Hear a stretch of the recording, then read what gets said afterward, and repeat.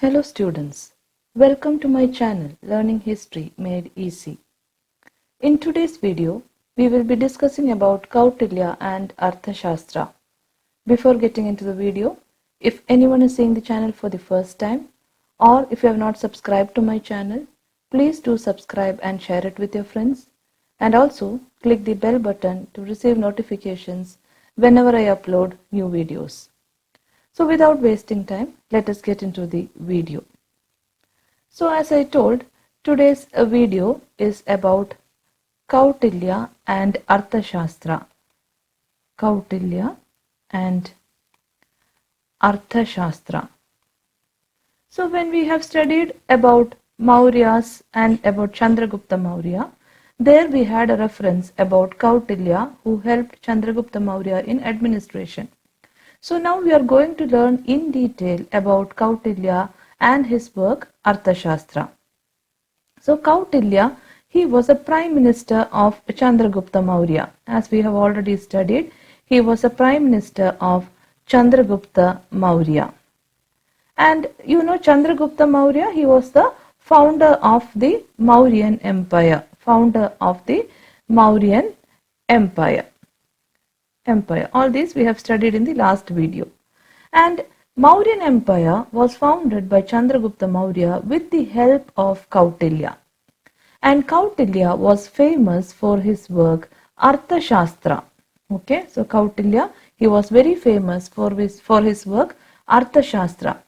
And Arthashastra is the most important source for writing the history of the Mauryas. Regarding the history of Mauryas, one of the most important source is Arthashastra written by Kautilya. Arthashastra, the book is divided into 15 Adhikarnas. 15 Adhikarnas or sections. Okay, so 15 sections, and it is again divided into 180 Prakaranas. 15 Adhikarnas means sections, and 180 Prakaranas, that is subdivisions. The sections are again divided into subdivisions, that is called as Prakaranas. So 180 Prakaranas are there and 15 Adhikarnas are there. So Arthashastra is divided into 15 Adhikarnas and 180 Prakaranas. So this was one of the most important source regarding the history of Mauryas. And Arthashastra has about 6,000 slokas. Okay, so 6,000 slokas, 15 Adhikarnas and 180 Prakaranas.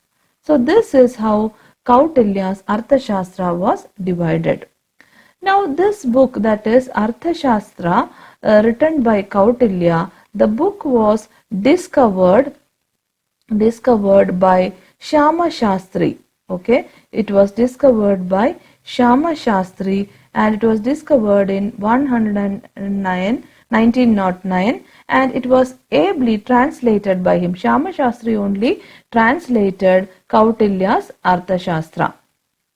Okay, so Arthashastra was discovered by Shyama Shastri in 1909, and it was ably translated by him. And what is Arthashastra about? Arthashastra is a treatise on statecraft and public administration. Statecraft and public administration. So Arthashastra is an important work regarding the statecraft and public administration. And the similarities between the administrative terms used in Arthashastra and Ashokan edicts. See, there are many administrative terms which are used in Ashokan edicts and also Arthashastra. Okay, Arthashastra. So the similarity of these terms used in Ashokan edicts as well as Arthashastra suggest that the Mauryan rulers were acquainted with this work. So this suggests that the Mauryan rulers were acquainted with Arthashastra. They were depending on this Arthashastra for administrative measures. So that is proved how it is proved because the administrative terms in Ashokan edicts as well as Arthashastra shows a lot of similarity. And Arthashastra provides a lot of information regarding the social and political condition of Mauryan administration. That is why we say that Arthashastra is an important source regarding the Mauryas. So that is how important Kautilya's Arthashastra is. Now let us see what all Kautilya's Arthashastra tells about each divisions of administration. So what is said in Arthashastra about a king? So Kautilya suggests that according to Kautilya, a king should be an autocrat. Okay, a king should be an autocrat and he should concentrate all powers in his own hands. He should concentrate all powers in his own hands. So that is what Kautilya said in Arthashastra about a king. A king should be an autocrat and he should concentrate all powers in his own hands. And he should enjoy unrestricted authority over his realm. So he should enjoy unrestricted authority over his realm. So that also should be the power of a king. But again Kautilya says at the same time he should give honor to the Brahmanas. Okay, that also was said by Kautilya. King should give honors to Brahmanas and seek advice from his ministers. King should also seek advice from ministers.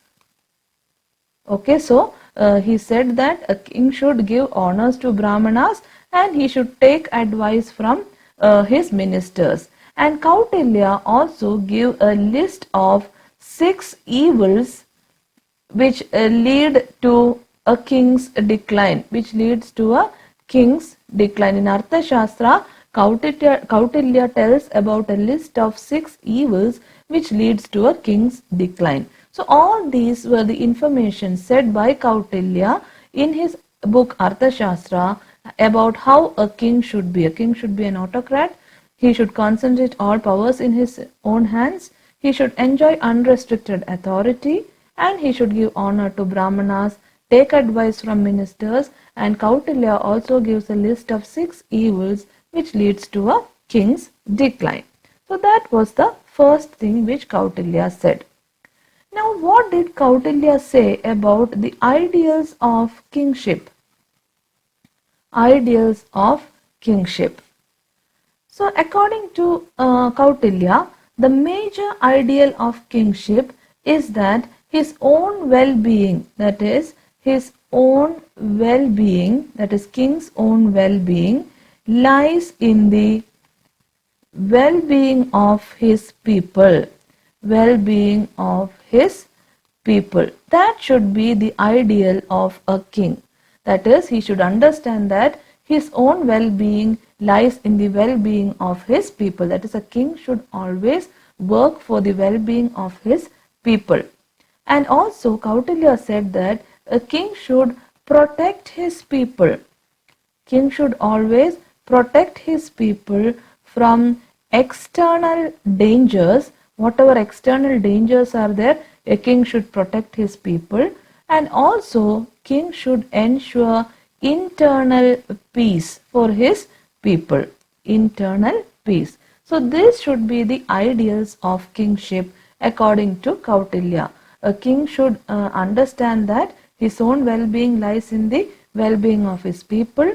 He should protect his people from external dangers and also ensure internal peace. So that was the ideal of kingship according to Kautilya.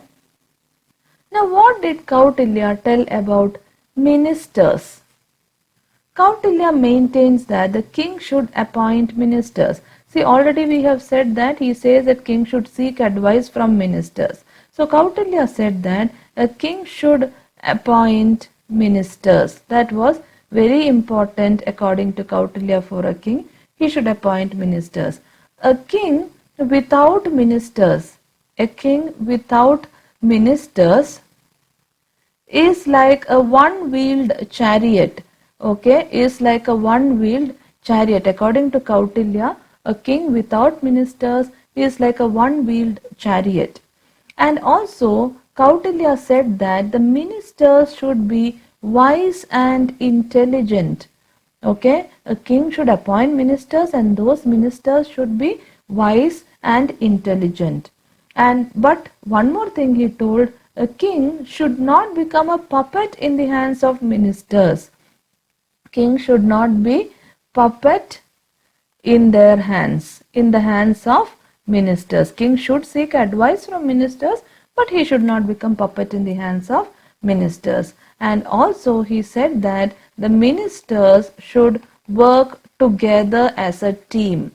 All the ministers should work together as a team and they should hold meetings in privacy. Whenever they are holding meetings, the meetings should be in privacy.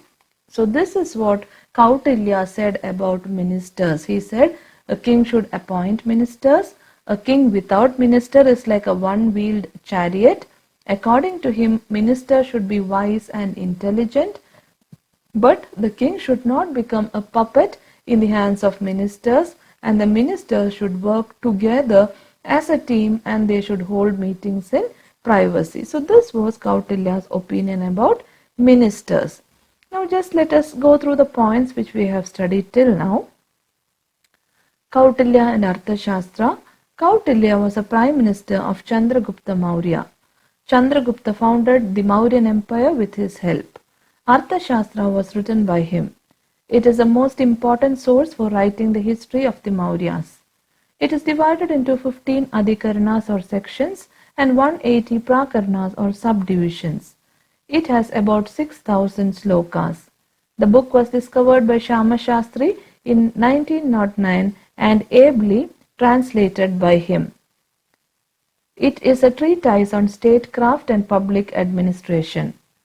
The similarities between the administrative terms used in Arthashastra and in the Ashokan edicts certainly suggest that Mauryan rulers were acquainted with his work.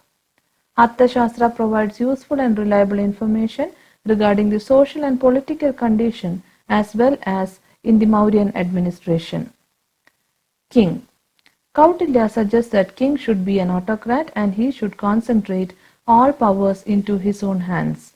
He should enjoy unrestricted authority over his realm, but at the same time he should give honor to the Brahmanas and seek advice from his ministers.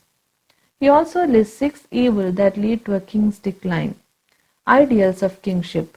The major ideal of kingship, according to Kautilya, is that his own well-being lies in the well-being of his people.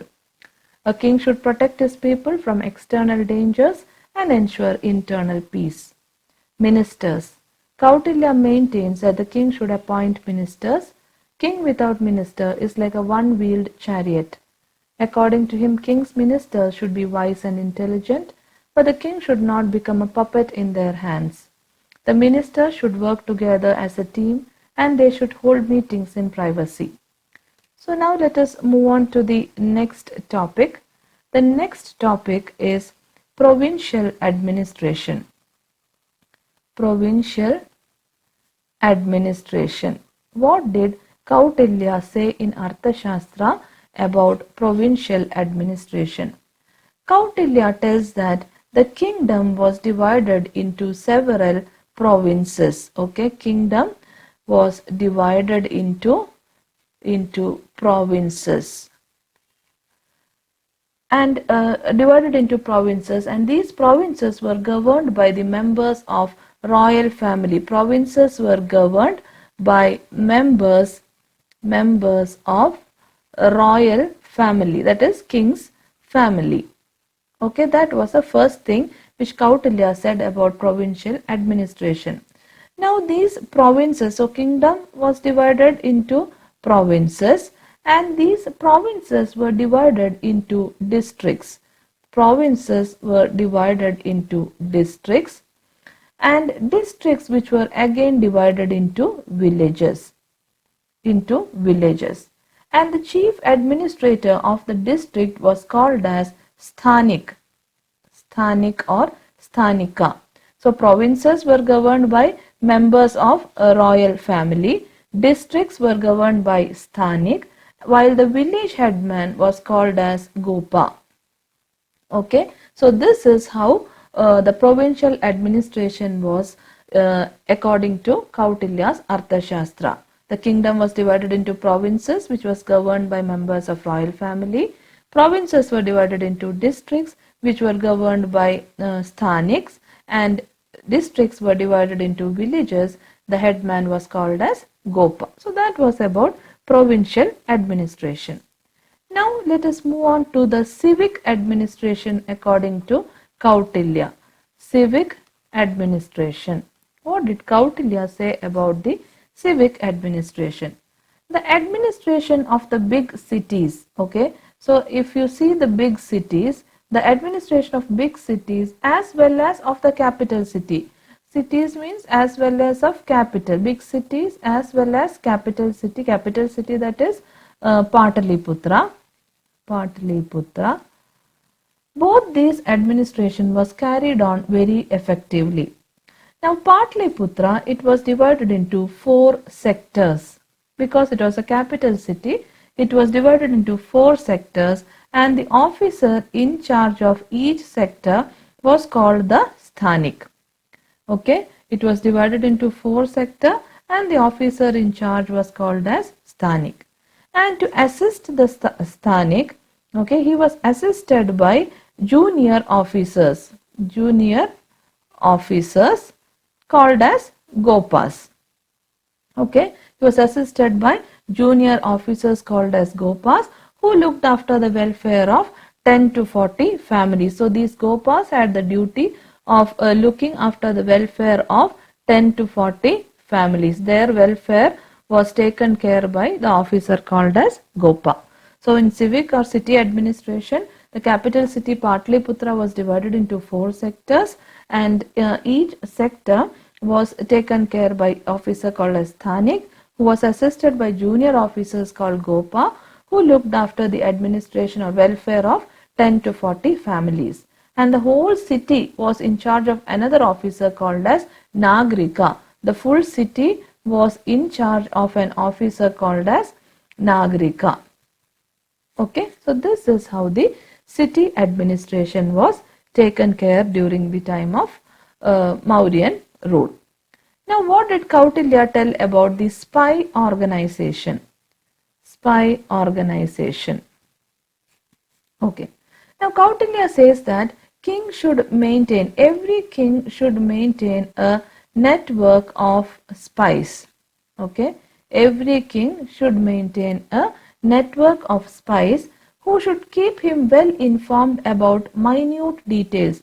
What is the duty of a spy? He should keep the king well informed about each and every minute details. Whatever is happening in the empire, the spies should keep the king informed. He should keep the king informed about the minute details and happenings in the country, provinces, districts and towns. He should give him all information about the country, about the provinces, about the districts, about the towns. Every minute details should be given to the king by the spies.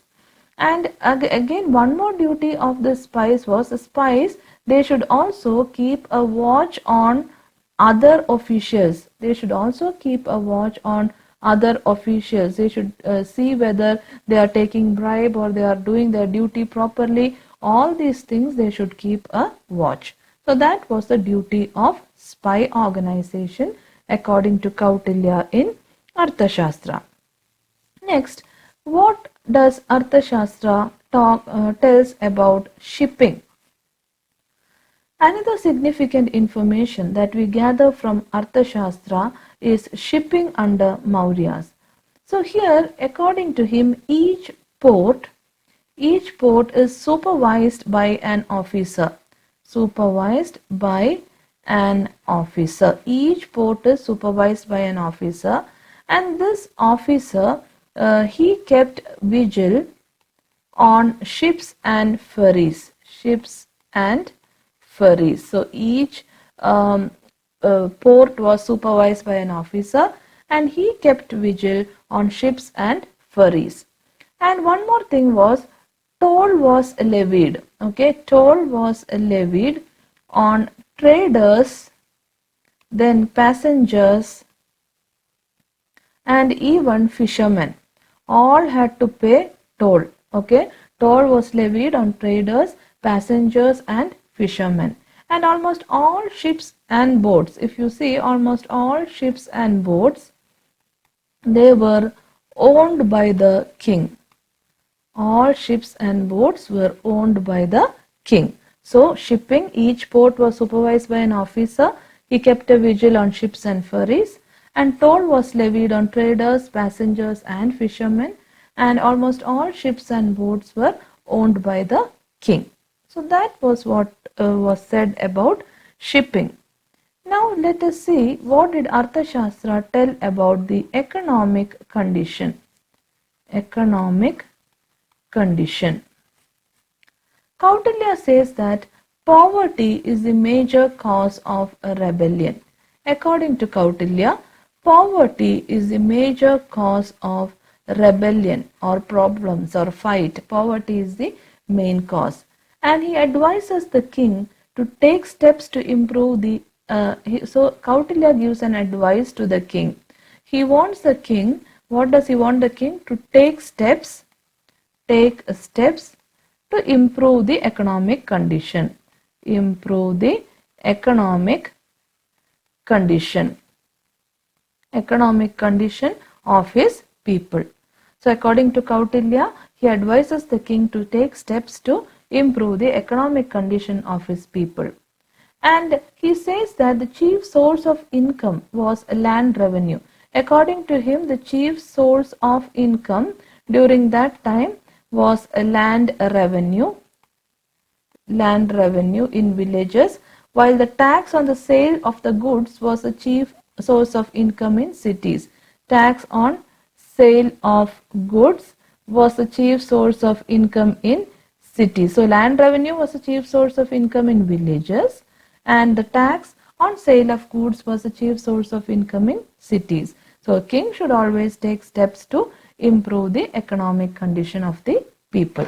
So all these were the ideas given by Kautilya in his work Arthashastra about administration. So let us just see the points. Provincial administration. Kautilya tells that the kingdom was divided into several provinces governed by the members of the royal family. Provinces were divided into districts, which were again divided into villages. The chief administrator of the district was called Stanik, while the village headman was called the Gopa. Chief civic administration. The administration of big cities as well as capital city of Pataliputra was carried on very effectively. Pataliputra was divided into 4 sectors. Officer in charge of each sector was called Stanik. He was assisted by a junior officer called the Gopa, who looked after the welfare of 10 to 40 families. The whole city was in charge of another officer called Nagrika. Spy organization. Kautilya says that the king should maintain a network of spies who should keep him well informed about the minute details and happenings in the country, provinces, districts and towns. The spies should also keep a watch on other officials. Shipping. Another significant information that we gather from Kautilya is about shipping under Mauryas. Each port was supervised by an officer who kept vigil on ships and ferries. Tolls were levied on traders, passengers and fishermen. Almost all ships and boats were owned by the king. Economic condition. Kautilya says that poverty is a major cause of rebellion. Kautilya advises the king to take steps to improve the economic condition of his people. He says that the chief source of income was the land revenue in villages, while the tax on sale of goods was the chief source of income in cities. So all these were the information given by Kautilya in his work Arthashastra. So I hope you have understood all the points very clearly. If you have any doubts, you can ask in the comment section. And also don't forget to like, share and subscribe to my channel. Your likes and shares will be of a great encouragement for me to make more and more videos. So I hope to see you all soon in the coming video. Thank you for watching.